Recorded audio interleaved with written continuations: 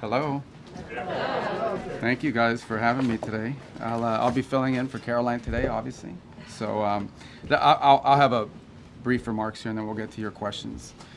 As you know, over the weekend, the president announced this Project Freedom, and the goal of it is to, frankly, if you want to talk about it, it's to rescue like almost 23,000 civilians from 87 different countries that are trapped inside of the Gulf and left for dead in the Persian Gulf by this Iranian regime.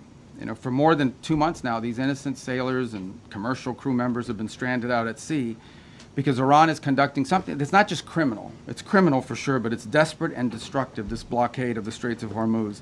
Nations from around the world, the overwhelming majority of whom are not even engaged in any military hostilities, are now at risk not just of losing their cargo, but the lives of their own citizens because of this blockade.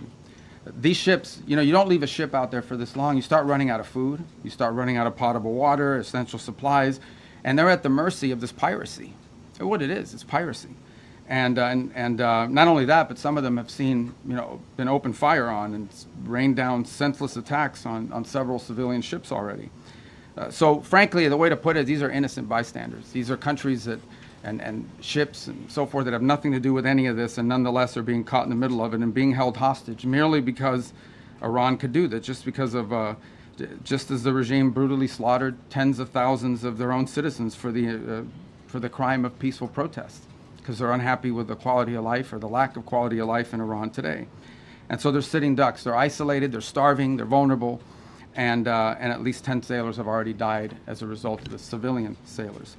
So already many nations privately and some publicly have asked the United States to help free their ships and to restore freedom of navigation in the Straits of Hormuz and this critical artery of global trade. And so President Trump, as he always does, stepped up and answered the calls for their help. And he's directed the United States military to guide these stranded ships to safety, to provide a protective bubble under which they can operate and move product and get themselves out of there and out of the harm's way. And this is the first step towards reopening the strait and bringing this regime's last-ditch act of economic arson, bringing that to a close. We're doing it not only because we were asked, but because we're the only ones who can. Only we have the power to sort of take the steps that we've taken now. Under this president, under President Trump, the United States will help our friends. We're going to stand up to rogue regimes like the one in Tehran, and we're going to be unashamed to use our power and our abilities to project military power in the service of our national interest above all else. Now, what's really important for you to report and for everyone to understand is this is not an offensive operation. This is a defensive operation. And what that means is very simple. There's no shooting unless we're shot at first. Okay? We're not attacking them. But if they're attacking us or they're attacking a ship, you need to respond to that. You're not going to let some fast boat come up on a ship and shoot it up. We're going to respond to it, and we've been successful at it. I don't know what the exact number is, but I know a number of those fast boats have now been targeted, and will continue to be if they pose a threat to our forces. We'll shoot down drones, we'll shoot down missiles, but it's defensive in nature. This is defensive. So if you hear stories about attacks and launching of firing back and forth, it's not back and forth. We are only responding if attacked first. This is a defensive operation. And that's what's occurring here. Just about the importance of the Straits for a moment. This is approximately a quarter of the world's oil trade, along with significant volumes of fuel and fertilizer that operate through the Straits of Hormuz. The Iranian regime cannot be allowed to dictate who uses this vital waterway. I don't think this is also being reported enough. Maybe you are reporting. I don't read everyone. I don't know many damn outlets here. I don't know who you all are, but I mean, I know who some of you are, but I don't know all of you are. But I will say this about it. This is an international waterway. Okay, this is an international waterway. And international law is very clear, and I love it because everybody always talks about international law, and this international law on this is very clear. International waterways, no country can control them. There is no international law that allows you to say, I'm going to put mines in an international body of water, and I'm going to blow up ships that don't listen to us and try to go through. That's what Iran is doing. This is a criminal act. And someone needs to do something about it. Something needs to be done. It's completely illegal, completely illegitimate, and completely unacceptable. And that's why the United States military is guiding stranded commercial ships safely through the strait and is working to restore freedom of navigation and putting an end to these efforts to hold the global economy hostage. So far, as a proof of concept and as a proof of function, 2 U.S. flag merchant ships have successfully transferred the Strait of Hormuz in the first stages of this project, and they're now safely on their way. The U.S. military is deploying the necessary assets to extend this defensive umbrella over commercial shipping. But there should be no mistake. And as I said this already, this is a defensive operation. I want to reiterate that point. This is important to understand. If no shots are fired at these ships and no shots are fired at us, we're not firing shots. But if we're fired on, we will respond, and we will respond with lethal efficiency. The assets supporting this project, by the way, include guided missile destroyers, over 100 land and sea-based aircraft, multi-domain unmanned platforms, and 15,000 of the finest military service members on the planet. These forces have already destroyed, as I told you earlier, I thought it was 6, it's 7 Iranian fast boats that failed to heed our warnings. And by fast boats, we're talking about, some of these things look like Boston whalers. Okay, so these are not like Navy ships.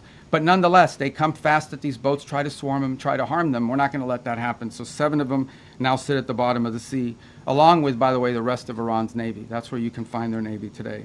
And we're going to continue to systematically clear this passageway through the straits to restore freedom of navigation.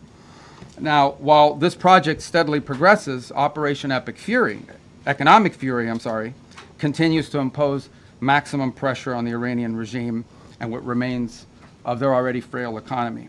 Today, inflation in Iran is 70%, and their currency is in total and complete freefall.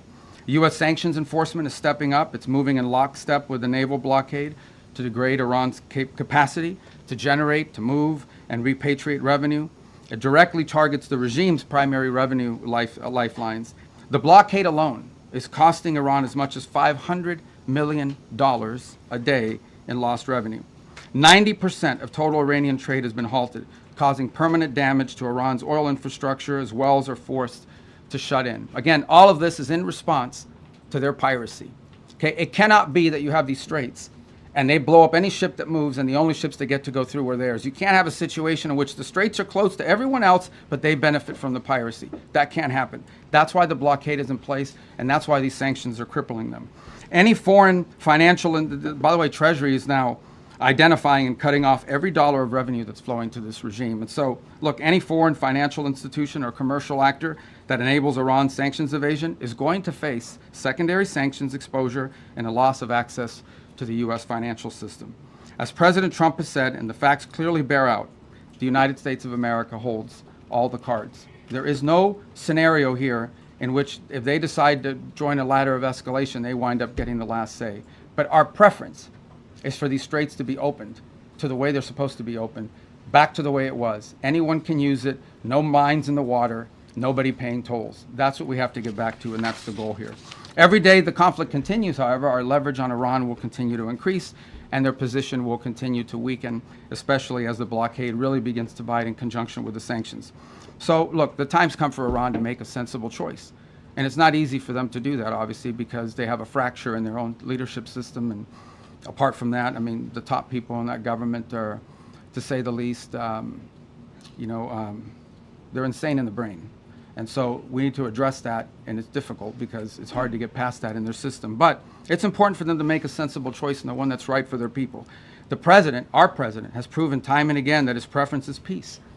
But Iran must accept the reality of this situation and come to the negotiation table and accept terms that are good for them but ultimately good for the world. The diplomatic path, if there's a real diplomatic path, I'm not always going to be one, but if there's a real diplomatic path and we continue to explore it, Steve and Jared are working on that very hard. If there is one there, it could be one that leads them to reconstruction, to prosperity, and to stability, and to not posing a threat to the world. The alternative is growing isolation, economic collapse, and ultimately total defeat. I know what the right choice is for Iran. I hope that the people over there making decisions will make the right one. The last point I would make, and it really is important for them to understand this, is they really shouldn't test the will of the United States, at least not under President Donald Trump. He has proven time and again that he will back up what he says. And if they test him, ultimately they will lose. The hard way, the easy way, the long way, the short way, they will lose. And with that, it's time for your questions. So, Catherine, why don't we start with you first? Hi, Catherine Herridge. I'm an independent journalist. Secretary Rubio, have you seen any recent indications that Iran is willing to give up its nuclear weapons program that is credible, verifiable, and that would lead to an immediate de-escalation? Well, look, this is a long-standing problem for them, right? I mean, they have wanted, they have always said they don't want a nuclear weapon. That's because they've always said that, they just don't mean it. And why do you say, well, how do you know they don't mean it? Well, we don't mean it because they're doing all the things, and historically have tried to do all the things that you do if you want a nuclear weapons program. For example, they innovate and try to innovate long-range delivery missiles that now, in some cases, are capable of reaching much of Europe. They build these large underground centrifuges for enrichment activity. There are countries in the world that are involved in the enrichment business, but these guys do it in mountains and in caves and in hiding. They've always had secret components of their nuclear program undisclosed to the world, and we know for a fact that they retain highly enriched uranium at 60%, that they did so, and that has no civilian use, none, zero whatsoever. So they have an opportunity here to agree to something that will make it clear that they're not interested in one thing is to say we don't want a nuclear weapon. Another thing is to do the things that prove you don't want a nuclear weapon. By the way, if what Iran wants is a civilian nuclear program for power plants and stuff like that, there are a lot of countries in the world that have that, and they don't enrich. They import the enriched material. You know, they could have that if that's what they wanted, but they're not acting like that's what they wanted. They're acting like they want a military, nuclear program. That's unacceptable. So that's the process we're engaged in now. To create, that's the object of this diplomacy, is to come up with some level of understanding about what are the topics that they've agreed to negotiate on. We don't have to have the actual agreement written out, and one day this is highly complex and highly technical. But we have to have a diplomatic solution that is very clear about the topics that they are willing to negotiate on and the extent and the concessions they're willing to make at the front end in order to make those talks worthwhile. That's what Stephen Jarrett and the whole team is working on, and I hope to have good news on it. That's the outcome we would prefer. That's the outcome we would have preferred a year ago. That's the outcome I think most of us would have preferred a long time ago. But that's not the option they've given us given their activity.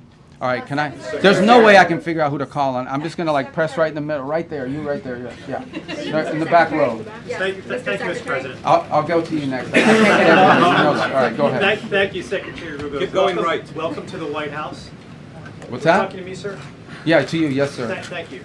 I have two questions on two separate issues that Do come they under... get two questions for these? Two questions that- There's a lot of people in here. that man. fall under your umbrella. The All right, first- well, you can ask me two questions, I'll give you one answer. Go Thank you ahead. very much. I appreciate And I'll pick the one I like better. Thank you, Mr. Secretary. The first has to do with the blockade. There are lawmakers from both parties who claim the blockade is an act of war. What do you say to that? And my second question has to do with the fuel embargo of Cuba. How long, Mr. Secretary, will that last? Okay, two things. All right, good. I'll answer both your questions because I like the second one too. The first one on the blockade. And so why do we have a blockade? We have a blockade because they shut down the straits.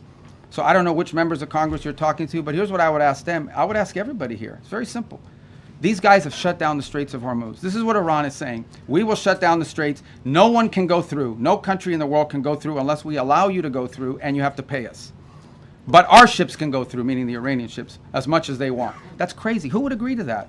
So how are we going to have a situation where they get to close the straits to everybody, and the only people who are allowed to go through there 100% without paying anything are the Iranians? If you do that, they'll keep the straits closed forever. They're trying to make this some new normal. Okay, under no circumstances can we ever allow them to normalize the fact that they get to blow up commercial ships and put mines in the water. So the response to that is we're going to blockade your ships. If everyone's ships are not getting out, your ships are not getting out either. That's not an act of war. That's a defensive measure. It's a counter to what they have decided to do. You know what is an act of war? Putting mines in the water. Why don't the members of Congress, whoever it is complaining about it, they should be all over that. These guys put mines in the water. That alone, mining in the water is illegal, period, under any circumstances, and they've done it. But this is crazy stuff, but this is what they've done. On Cuba, oil blockade on Cuba. There's no oil blockade on Cuba per se. Here's what's happening with Cuba, okay? Cuba used to get free oil from Venezuela. Used to give them a bunch of free oil. They would take like 60% of that oil and resell it for cash. It wouldn't even go to benefit the people. So the only blockade that's happened is the the Venezuelans have decided we're not giving you free oil anymore. And you can only imagine nowadays, the way oil prices are, no one's giving away free oil, much less to a failed regime. So the problem with Cuba is worse, okay? Their economic model doesn't work. Doesn't work.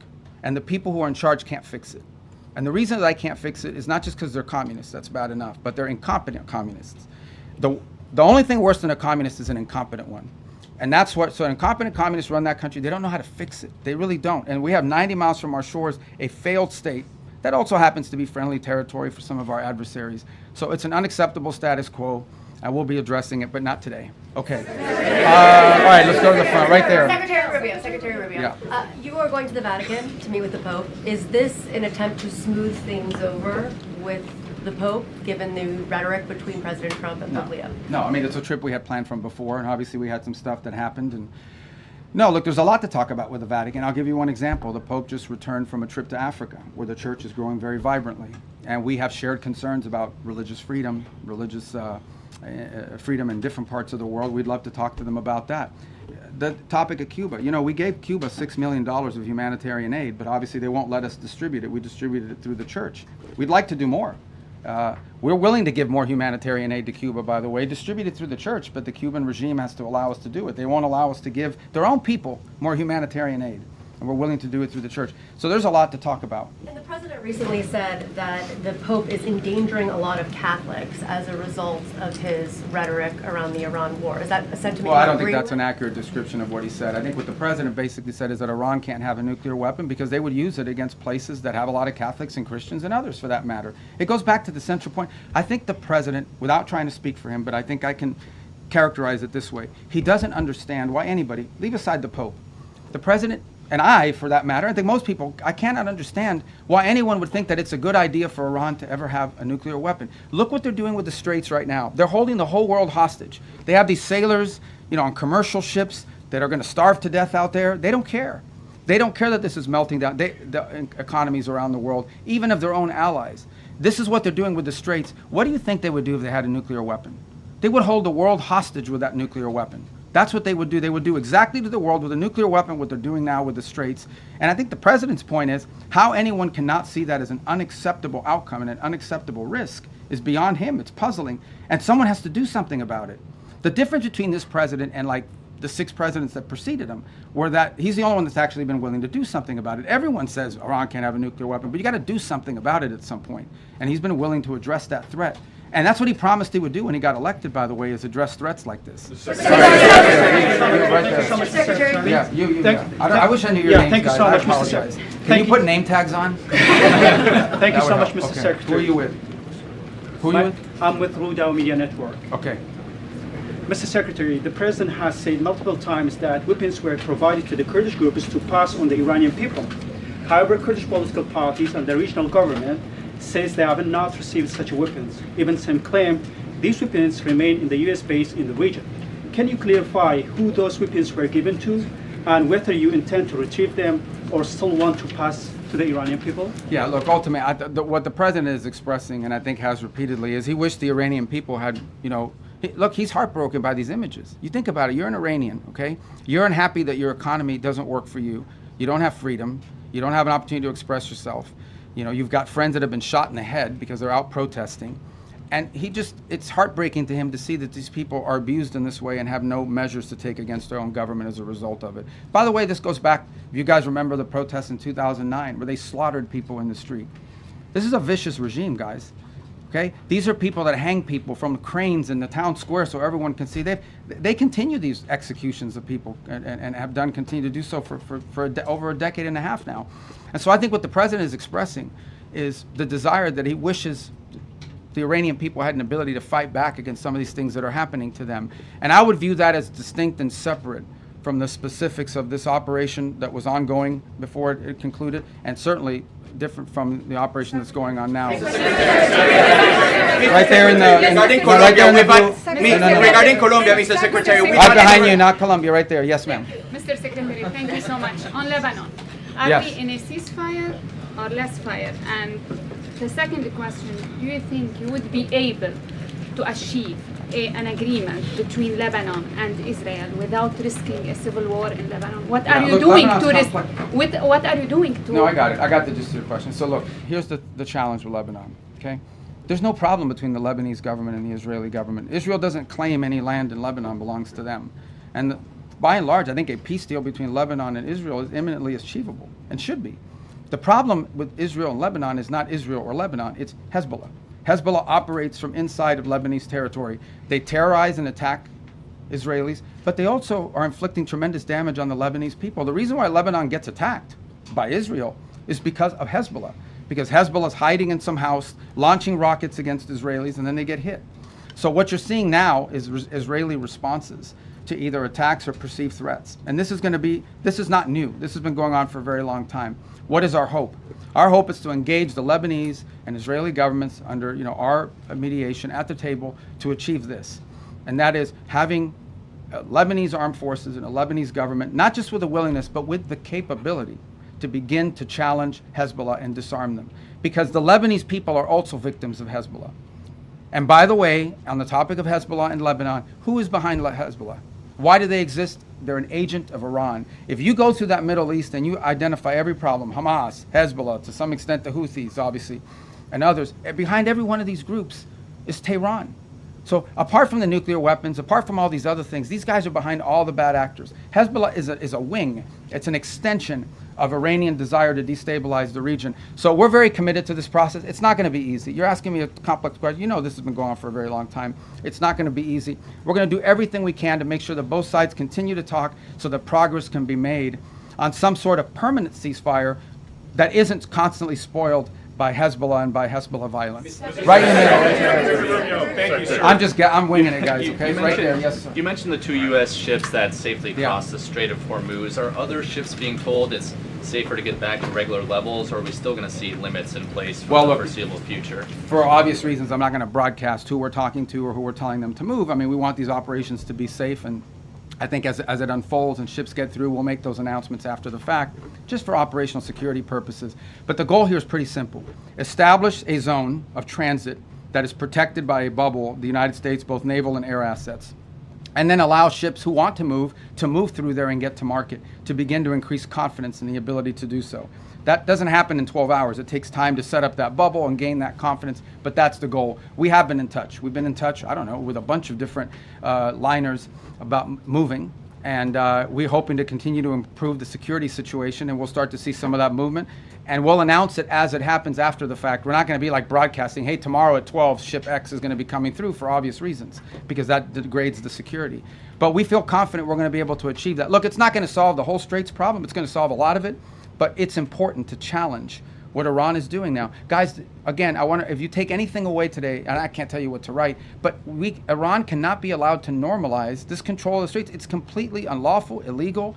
It's outrageous. And every country in the world should be joining us and condemning it and doing something about it. But the United States has stepped up and is trying to do something about it. Regarding Colombia, Mr. Secretary, we've had several tourists. I'm sorry. We'll see if we get to Colombia today. Go ahead. You guys have an election now. Why don't you withdraw to your election? Mr. Secretary, Go ahead. John Michael Yes, Ross sir. with Daily Mail. I was curious about your meeting with Southcom earlier. There was a picture, a map of Cuba behind you. What did you discuss with Southcom about Cuba? And do you have any updates on? I'm not going to tell you what I discussed with Southcom. but it had to do something with Cuba. No, what about, Cuba's in Southcom. You know, Fair it's the enough. closest part. And so the second point, I was there. Our ambassadors were in from the whole Western Hemisphere. I was addressing them.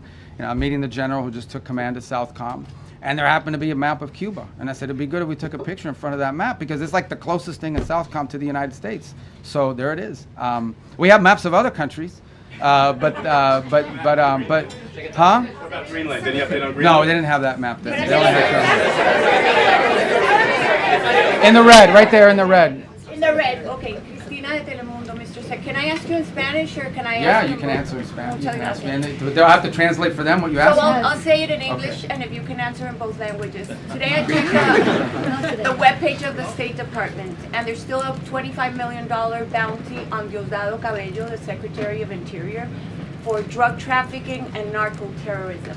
I was wondering if that has been put on hold, or if you're negotiating with President Delcy Rodriguez to turn him over. Yeah, I don't have any updates for you on that. The website is what it is, and that's where it stands. That policy hasn't changed. But guys, I mean, let's be mature here a little bit. I'm not going to tell you about what we're talking about with the leader of these countries. El Departamento de Estado sigue considerando a Diosdado Cabello un narcoterrorista y un narcotraficante, como dice en la página del Departamento de Estado. La política de Estados Unidos en ese tema no ha cambiado, y cuando cambie te dejaremos saber. The politics of the United States on that, the policy of the United States on that topic hasn't changed. When it does, obviously we'll inform you, but I don't have any news for you on that today. Right there in the green. I'll get to you guys. Are you guys all the TV people? Yeah. All right, go ahead. I'm sorry. Go. I'm learning. They gave me a little map. I don't know where I put it of the people here. Some of you had like red X's. I'm kidding. No, it's not true. Go ahead. Thank you, Mr. Secretary. The average price of gas in the country right now is $4.50. Do you have a thought on how long Americans are supposed to kind of accept this? Do you think it will affect Republicans' majorities in the midterms? Well, I'm not going to speculate on the politics of it. You can tell me. I mean, look, it's obviously being driven by global events. That was true during the Russia-Ukraine war as well, where you saw that come up. It's one. Look, we don't benefit from the straits as much as other countries. I don't know if you've seen what the gas prices are like in other parts of the world that are really suffering, big time. So we're very fortunate that the United States, I believe, right now is like the world's largest net exporter of oil and natural gas as a result, not because of this war, but because we have this capacity. So we've been insulated to some degree. We're obviously still vulnerable to some extent to global prices, and so, but in the end, I mean, we're more insulated than other countries, even though that's not welcome news to Americans that are paying more at the pump, no doubt about it. And it certainly is one of the circumstances of it. There are people that were predicting would be much higher at this point, but we're not taking that for granted. Suffice it to say that think about it this way. Everybody needs to think about it this way. If Iran had a nuclear weapon, and they decided to close the straits and make our gas prices like $9 a gallon or $8 a gallon, we wouldn't be able to do anything about it because they have a nuclear weapon. And a nuclear-armed Iran could do whatever the hell they want with the straits, and there's nothing anyone would be able to do about it. And that's one of the many reasons, apart from like the massive loss of life in a nuclear strike, why Iran can never have a nuclear weapon. I mean, so this is an example of if they had a nuclear weapon, they closed the straits and they would tell the world, what are you going to do about it? We have a nuclear weapon, we can attack you with it. That's the world none of us want to leave behind. It won't happen under this president's watch, but some future president and future, in the future Americans will have to deal with this. So it's just one more example of why these guys can never be allowed to have a nuclear weapon. Right there, in the black. Right, you in the black, yes ma'am. Thank you, Mr. Secretary. Where you, no, right there, you both are wearing black. Thank you. She's closer. No, you don't have black, you have blue on. I'm colorblind, but I know blue and black. Thank you so much. Right there, yes ma'am. No, you, the first one I called on. Thank you, Mr. Secretary. Thank you. This is chaos, guys. Go ahead. Welcome to the White House. You've long been a leading voice on human rights in China, and so including religious persecution and forced organ harvesting. So President Trump prepares to meet Xi Jinping next week. Do you expect human rights concerns to be on the table? Or to well, we come up always in raise those discussions issues, there? and they remain true. And I think we've proven in some cases it's most effective to raise them in the appropriate setting. But we always raise those issues. They're important to us, among with others, of course. But those issues remain prominent in our view and in our conversation about these things. And we'll continue to raise them in the appropriate forums. All right, let's get to the front. These guys are going to get mad. Go ahead, I'm sorry. Thank you. Segment Kendi, Associated Press. You mentioned earlier that some countries have privately and publicly indicated their willingness to help with Project Freedom. Can you say how many have reached out to the U.S. with the offers of help and what kind of capabilities? Well, and I mean, thank you for your question. That's a good question. I mean, multiple countries have said we got to do something about it and fix it. Is it like dozens or single digits or more than 100? Or? I don't know. I don't put a number on it. I would just tell you that here's what I would say about it. The capabilities is the issue. Okay, a lot of countries would love to do something about it. They don't have a navy, right? Or they can't get there in time, or they can't. Others, are less. That some unfortunately do have a navy are saying, oh, we'll be involved, but we'll be involved after it's over. Well, after it's over, it's kind of like that makes sense. So, we'd like to have it. Now, there may be some utility in a post, closure mission. I'm not downplaying that, but I think that's been the challenge. But there are other ways they can help, unique ways that they can help. And I don't want to get into who these countries are for obvious reasons, because they are prepared to help us in certain ways, but maybe don't want that publicly disclosed for no other reason than it impact their foreign policy. It could have some domestic ramifications. But ultimately, I don't want to mislead you. The primary responsibility for this Project Freedom is on the United States because we're the only country that can project power in that part of the world the way we're doing now. We're the only ones that can do it, and we're going to do it as a favor to the world. Understand this. This is a favor to the world because it's their ships that are stranded. It's their fuel supplies that are stranded. By the way, it's their there's humanitarian aid destined for different countries in the world that's stranded in the Persian Gulf right now. It's the fertilizer that they need for their food and crops that's stranded in the Persian, not our fertilizer, their fertilizer. So we want to be helpful, and that's why the president stepped forward, because we're the only ones that can. Frankly, we're the only ones that can. Mr. Secretary, on the rising oil and gas prices, the president has said that this is a small price to pay for getting rid of a nuclear weapon. But 10 weeks in, are we any closer to getting rid of Iran's nuclear material? Yeah, but look, here's the way to think about Iran, and this is what I described at the very beginning of this. What was Iran's plan? You have to understand what their plan was. Their plan was they were going to build this conventional shield where they would have so many thousands of missiles and drones and rockets that they couldn't be attacked. And behind that conventional shield that they were trying to build, they would then break out and do whatever they wanted with their nuclear program. They no longer have that conventional shield. Okay, we told you guys from the very beginning, and we're very consistent in this messaging. The operation that has concluded was going to destroy their Navy. They have no Navy left. They don't. Not a Navy. They have small boats and Boston whalers, but they don't have a Navy left. They don't have an Air Force. I challenge you. When is the last time you read or heard about an Iranian jet flying anywhere? They don't have an Air Force. Their missile launching capability has been substantially degraded, and their industrial base, their defense industrial base, has been severely, severely damaged. So their ability to build a shield behind which they could hide their nuclear program was wiped out. That's a very substantial achievement, and that was the purpose of this operation from day one. Get their nuclear material in order for this war to end. Well, that's one of the topics that needs to be discussed. I don't know about, I think you're linking it. The operation is over. Epic Fury, as the President notified Congress, we're done with that stage of it. Okay, we're now on to this project of freedom. As far as a negotiation is concerned, I think the President's been clear that part of the negotiation process has to be not just the enrichment, but what happens to this material that's buried deep somewhere that they still have access to if they ever wanted to dig it out. That has to be addressed, and that's being addressed in the negotiation. I'm not going to go further on what progress has been made on that topic because I don't want to endanger the negotiations, but suffice it to say that the President and this entire team is aware of the centrality of that question, and that will have to be addressed one way or the other. Right there. Right there. Yes. Thank you. Secretary, I have another two-part question for you. Okay. First, are you taking part in those negotiations that you just detailed there? And then secondly, President Trump has made it clear that the U.S. doesn't rely on the Strait of Hormuz. So why should Americans even care about Project Freedom and these shipping tankers going through? Well, I think on the second point is the one I want to address first, and that is why should Americans care and why it matters to us? Because ultimately these things have an impact on the global economy, which ultimately has an impact on our economy in the long term. That's number one. Number two, because if we live in a world where a rogue state like this Iranian regime is allowed to claim as a new normal control over international shipping lane, it will not be long before you see that happen in multiple shipping lanes around the world. I can identify for you six or seven vital shipping lanes around the world that some countries can decide, guess what, if Iran was able to do it, we're going to do it too. We're not going to start charging tolls. And it'll get closer and closer to us. That's unacceptable. We cannot live in a world, there's a lot of time and energy been invested behind the idea that international waters are free for the free flow of goods. The stuff we make in this country and export has to go through international shipping lanes. And for us to live in a world where a country can decide, now we own the international shipping lane and you have to pay us if you want to use it, that is a normal that we will never be able to accept. And that's what the Iranians are trying to get us to do. So we're doing two things about it, and we haven't talked about the second one enough. The second thing we're doing is we're going to the UN. Everybody loves the UN, right? We're trying to go to the UN, and we're saying, okay, countries of the world, condemn this. Say that it is wrong for you to put mines there. It is wrong for you to shoot at commercial vessels. Guys, that's what we're talking about here. These guys are bombing commercial vessels. They're not bombing naval vessels. They're bombing commercial tankers. It's just outrageous. That needs to stop, and it needs to end.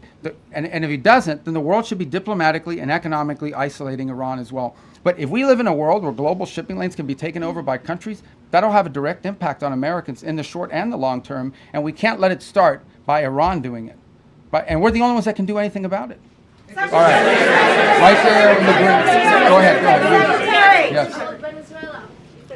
Mr. Secretary, does the President intend to press Beijing on its Taiwan policy when he visits China next week? I'm sure Taiwan will be a topic of conversation. It always is. As you know, we understand the Chinese understand our position on that topic. We understand theirs. And I think both parties, without getting ahead of myself of what will happen in the talks, but I think both countries understand that it is neither one of our interests to see anything destabilize happen in that part of the world. We don't need any destabilizing events to occur with regards to Taiwan or anywhere in the Indo-Pacific. And I think that's to the mutual benefit of both the United States and the Chinese. Secretary, Kara Castanova from Lindell TV. Thank you for taking my question today. How does the State Department... What happened? Why is everybody giggling? What happened? I'm sorry. Are they mean Kara to you? No, they're not mean. Oh, okay. I don't think they are. I hope Okay. not. But I'm All Kara right, I'm from sorry. Lindell Go ahead. TV, and nice to Thank ask you a you. question All right. today, sir. How does the State Department interpret the President's recent remarks when he said, quote, the Iranian people need to have guns, and I think they are getting some guns, end quote. What did he mean, and do those comments relate to any ongoing or potential U.S. actions like supplying those weapons? Well, I think it goes back to the question I was asked a moment ago. I think the President thinks it's heartbreaking that the Iranian people are abused by this regime the way they are. In the end, I mean, this regime is not, guys, I know, I've said this, I think I said this in my hearing before the Senate when I got confirmed. I don't know of any country in the world where there's a bigger difference between the people and the people who run the country. Okay, this country is run by radical Shia clerics. And that's not what Iran and the Iranian people are. Now, they may be Shia, but they're not radicals and they're not clerics, and they just want a normal life and a regular life, and in many ways a very cosmopolitan country with an incredible history and incredible legacy and the like. So there's this huge divide between the people of Iran, whom we sympathize with, and who the president sympathizes with, because they're the ones suffering. Look, the world is a victim of Iran, okay? The world is a victim of Iran because they're terrorists, because of what they're doing now in the Straits. But the people of Iran are daily victims of the regime, and the president has deep sympathy for what they're going through. And I think he's just expressing that sympathy and that frustration that they don't have the ability to do more to get rid of this regime that has crushed this country and isolated it from the world, which is a country that shouldn't be isolated from the world because its people are phenomenal. All right. I wish I had like a dice. Go ahead. Yeah. No, right there, because I'm going to Italy. Voy a Italia. Déjame hablar con el señor. Okay. He's Italian. I know him. He used to cover Capitol Hill. You're Italian, right? For many years. For many years. Yeah, Okay. Daniele Papatangelo. Thank you, Mr. Secretary. So I have two short questions for you. Oh, damn, two questions. First, as you head to the Vatican and Italy, how do you view the Pope's global role amid current geopolitical shift? And what are your objectives in Italy? Is this trip tied to recent remarks by the President suggesting Italy has not been supported as expected? And the second one is about the Hezbollah in Lebanon. On a recent interview on Fox News, you raised some concern about stronger vetting within the Lebanese armed forces. What do you make? Can you elaborate a little bit? Yeah, I've answered the first one about the Vatican. Look, I mean, the Pope is obviously the vicar of Christ, is a Roman Catholic, but he's also the head of a nation state, and it's an organization that has a presence in over 100-something countries around the world. And we engage with the Vatican quite a bit because they're present in many different places. I've already outlined to you two examples. We worked with the Catholic Church on the distribution of humanitarian aid in Cuba. We share with the Catholic Church a concern about the destruction of religious liberty, the persecution of Christian minorities, and also, the challenges that are being faced by Christians in Africa, where the Pope just recently visited. So we have a lot to talk about with them, and I engage with them quite a bit on that front. So the trip is really not tied to anything other than the fact that it would be normal for us to engage with them, and other Secretary of States have done that in the past. On the second point about Lebanon, also a question that was asked earlier. And what was the Italian part? About the expectation that the President... Oh, no, look, I mean, the Italians have been involved for some time in training the police and in training their forces, so we'd love to hear their input on it. And in the way, look, we welcome everybody's help eventually. What has to happen in Lebanon, what everybody wants to see, is that you have a Lebanese government with the capability to go after Hezbollah and take the Hezbollah apart. There shouldn't be a Hezbollah and a government. There should be a government. Everyone should fold underneath it. And if we do that, then there'll be peace between Israel and Lebanon. But we have to build the capacity of the Lebanese to do it. And I think Italy could be helpful in that regard. All right. Did I call on you already? You already got a question? In the green? Did I call on you already? No. Okay, all right.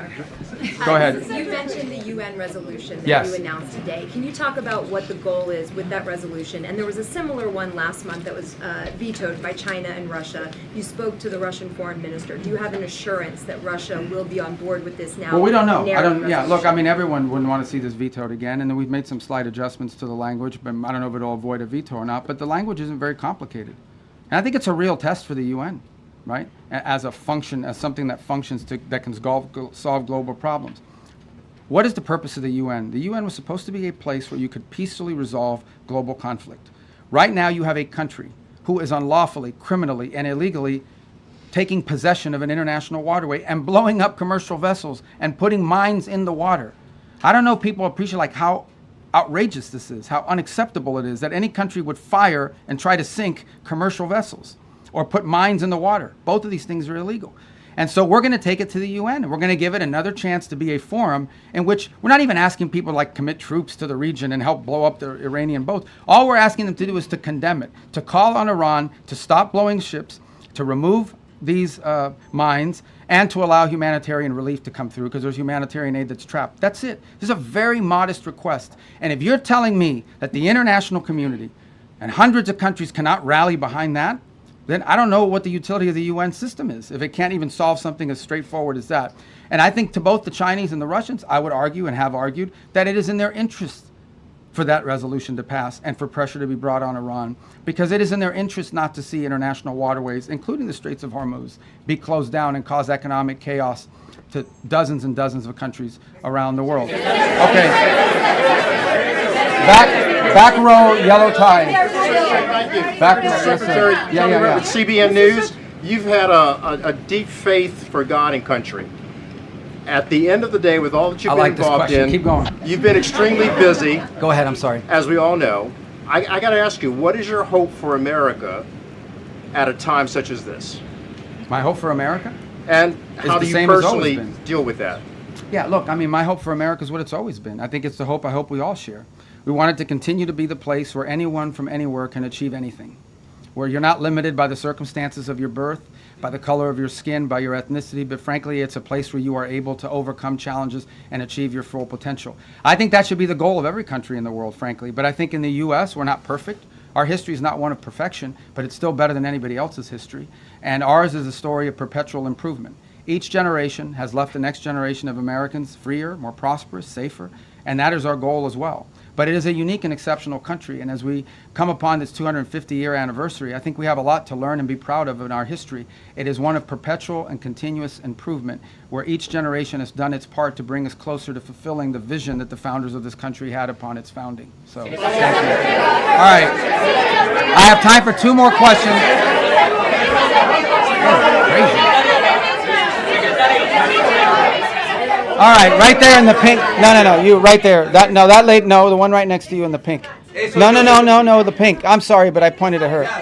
I need to get a laser pointer and just go.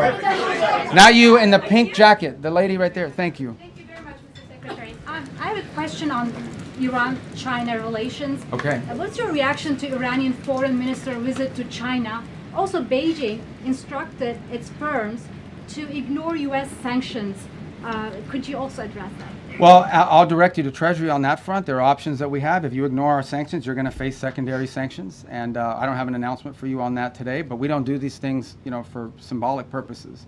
On the first point about the visit, it's fine. I hope the Chinese tell him what he needs to be told, and that is that what you are doing in the Straits is causing you to be globally isolated. You're the bad guy in this. You guys should not be blowing up ships. You should not be putting mines. You should not be trying to hold hostage the global economy. I hope the Chinese bring, whether it's done privately, but I hope it's done directly, that's the message they deliver to them. As I outlined earlier today, China is an export-driven economy. Okay, I'm not here to speak on behalf of what's in the best interest of China, but it's obvious. China is an export-driven economy. That means they depend on other countries to buy from them. Well, you can't buy from them if you can't ship it there, and you can't buy from them if your economy is being destroyed by what Iran is doing. So it is in China's interest that Iran stop closing the straits. It's harming China as well. The gentleman in the red tie, right there.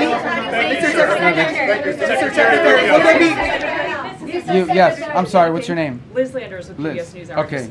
Another question about the China-Iran relationship. You said at the beginning of your comments at the top that every single financial situation will be targeted. Does that include Chinese banks? Would the president sanction We're going to enforce our sanctions. Chinese banks I don't before have an announcement for you. That will have to come from Treasury. But we have sanctions in place. And sanctions don't mean anything unless, you're going to do something about them. So I think that's been clear. I think that, the Treasury will follow up with any specific announcements. Suffice it to say, we're serious about our sanctions. Then a cost needs to be imposed on Iran for what they are doing. Otherwise, if they get away with this, guys, if they get away with pulling this thing off without paying a price for it and backing down, you're going to see multiple places around the world where other countries are going to be tempted to do the same. This is unacceptable. Again, I want to reiterate the point. We keep arguing back and forth about the war and the shooting and this and that and the other. These guys are shut down an international waterway. The Straits of Hormuz do not belong to Iran. They don't have a right to shut it down and blow up ships and lay mines. And that's what they've done. That needs to be addressed. Otherwise, and it cannot be normalized. Under no circumstances can we live in a world where we accept, okay, this is normal. You have to coordinate with Iran. You have to pay them a toll in order to go through the Straits of Hormuz. Not only is that unacceptable in the Straits, you're creating a precedent that could be repeated in multiple other places around the world. The whole world should join us in this condemnation, and the whole world should join us in doing something about it, by the way. It shouldn't just be us. We're hoping to get countries. We're going to give them a chance to do something about it at the United Nations. All right, my last question.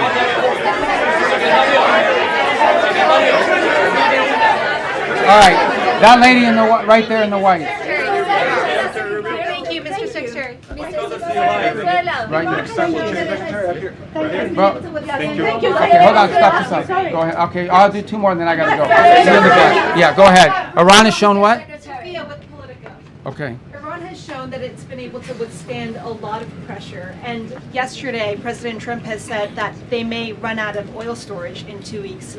Do you believe that that will be the thing that gets them to the table to give up their nuclear ambitions? And if not, what will be that thing? Well, look, they're suffering devastating damage to their economy. You're right, but it's not that they're able to withstand pressure, it's that they don't care that their people are suffering. You understand, right? There's a difference between we can withstand pressure and we actually don't care. Now, I think there are people in their system that care more than others. You know, some of the elected people that you see, some of the people you see on television with the suits on, you know, those guys care because they know at the end of the day they have to live in the reality. And then you have an other element of their government, the clerics, the IRGC types, who probably are more immune to that and care less. They're more interested in regime survival at all costs. But ultimately, the pressure points are what they are. They divided now than they were before, because the administration has said that the Iranian regime is divided, making it very challenging. Well, it's been challenging to deal with them diplomatically because, for example, an offer will be made and then it takes 5 or 6 days to get a response because you have to get it through the whole system. They have to find the supreme leader wherever he hides. They got to get him to sign off, and that's their system. Their system has always been multi-layered in this way. It's obviously become more complex because of the damage they suffered during the war. But look, suffice it to say, Iran has to pay a price. They're not going to change their position out of the kindness of their heart. There has to be a pressure point on them that causes them to realize they cannot continue to close the straits, or they face crushing economic consequences, but also, you know, global diplomatic isolation, which they have proven in the past to be susceptible to. But you're right, they have a high pain threshold, but they don't have an unlimited pain threshold. Nobody does. All right, this has to be the last question. Go ahead. Mr. Secretary, many people want to know, what is your DJ name? My DJ name? Your DJ name. You're not ready for my DJ name. On the war, if the fighting were to resume, because you've said that Operation Epic Fury is over, the President also said that the U.S. would bomb them off the face of the earth if they tried to go after U.S. ships. So if the fighting resumes, are you saying that it would resume under Project Freedom? And I ask, as it relates to the War Powers Act. Yeah, look, the Operation Epic Fury is concluded. We achieved the objectives of that operation. I'm not going to, you know, we're not cheering for an additional situation to occur. We would prefer the path of peace. What the President would prefer is a deal. He would prefer to sit down, work out a memorandum of understanding for future negotiations that touches on all the key topics that have to be addressed, a full opening of the Strait so the world can get back to normal. He preferred that be negotiated through the route that Steve and Jared have been working and that all of us have been supporting. That's the route he prefers. That is so far not the route that Iran has chosen. And so the result has been that the United States has to do something about the fact that we're the only nation on earth that can do anything to open up a lane within the Straits of Hormuz to get product and to rescue these people that are trapped in there. And that's what we're undergoing now. What that may lead to in the future is speculative. I'm not going to speculate about what it would take or what it would do. But look, the message to Iran, these guys are facing, they are facing real catastrophic destruction to their economy, generational destruction to their economy, generational destruction to the wealth of their country, imposed on themselves by the actions that they're taking. They should check themselves before they wreck themselves in the direction that they're going. Does the White House believe that these votes coming up in Congress are a moot point then? Look, guys, I love talking about this topic. It's about the War Powers Act. Yeah. Okay, I love it. I was hoping somebody would ask. All right, hold on. No, boy, you don't let me answer. I got to answer the question. Okay, and I love it. I'll tell you why I love it. Because even as a senator, I said something. The War Powers Act is unconstitutional, 100%. Now, this is not the position of me, not the position of the President of the United States now. This is the position of every single president that has occupied this position since the day that law passed. It's completely unconstitutional. Now, we comply with it in terms of like notification because we want to preserve good relations with Congress, right? And we do that. But even as a senator, I would say that the War Powers Act is 100% unconstitutional. And look, I know some of you, whatever you want to say, but this is not this president's position. That has been the position of every single presidential administration since the day that law passes. An infringement on the president's constitutional powers. We don't acknowledge the law as constitutional. Nonetheless, we comply with elements of it for purposes of maintaining good relations with Congress, and we want them to be involved, and we want them to be informed. I have gone on Capitol Hill, 4 times this year for all senators and all House members and Intel Committee and Gang of Eight.